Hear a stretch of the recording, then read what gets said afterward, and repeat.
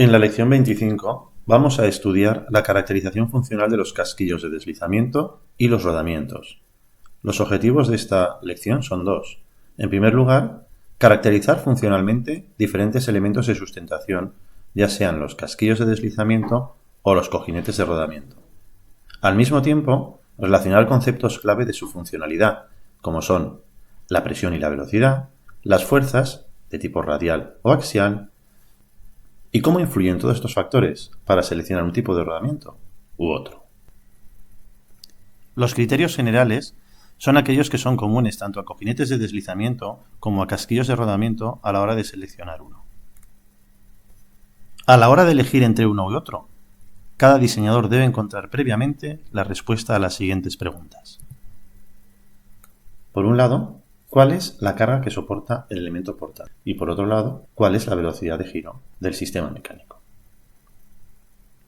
¿Cómo se relacionan ambas variables, carga y velocidad de giro?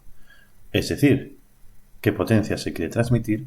Y sobre todo, ¿qué potencia nos vamos a permitir disipar por fricción? Desde el punto de vista de los materiales con que hacemos los casquillos, será importante determinar si les afectará el calentamiento generado por la fricción del funcionamiento del sistema mecánico precisamente a esos materiales de los que están hechos los casquillos. Será clave a la hora de elegir la configuración de diseño el tipo de carga que se aplica, ya sea radial o ya sea axial o sea una combinación de ambas. Otro aspecto a tener en cuenta será si es necesaria la lubricación en el cojinete, si se ha de emplear aceite o grasas o si precisamente es la lubricación el factor clave del funcionamiento del cojinete. Lo primero que tenemos que hacer es una clasificación y esta se realiza en función del elemento portante. Este puede ser, por un lado, una película de aceite o este puede ser un elemento sólido rodante. Cuando el elemento portante es una película de aceite, se denominan cojinetes de deslizamiento.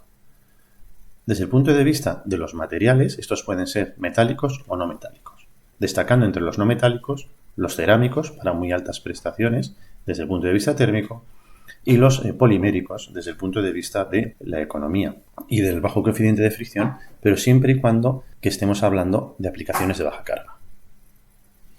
Desde el punto de vista del tipo de carga que se aplica, se podrán clasificar en cojinetes de deslizamiento radiales o axiales.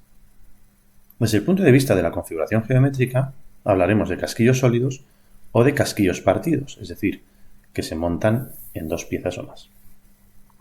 En último lugar, un aspecto muy importante es que los cojinetes de deslizamiento, hemos dicho, funcionan en base a una película de aceite.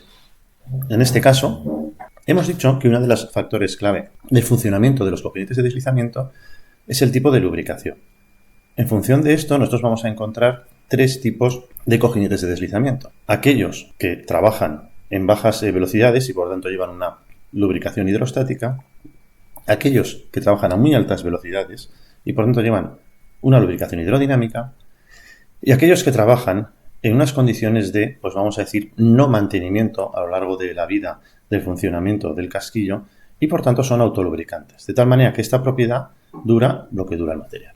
Decíamos al principio que el otro gran conjunto de sistemas son aquellos que se caracterizan por tener como elemento portante un elemento rodante. Esto es lo que tradicionalmente se denomina rodamiento o cojinete de rodamiento.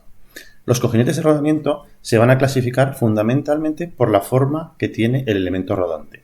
Así, cuando ésta sea esférica tendremos rodamientos de bolas, cuando ésta sea de forma tubular tendremos rodamientos de agujas, y por último, cuando tengan una forma más o menos cilíndrica, los tendremos de rodillos cilíndricos, de rodillos cónicos o de rodillos con forma de barra.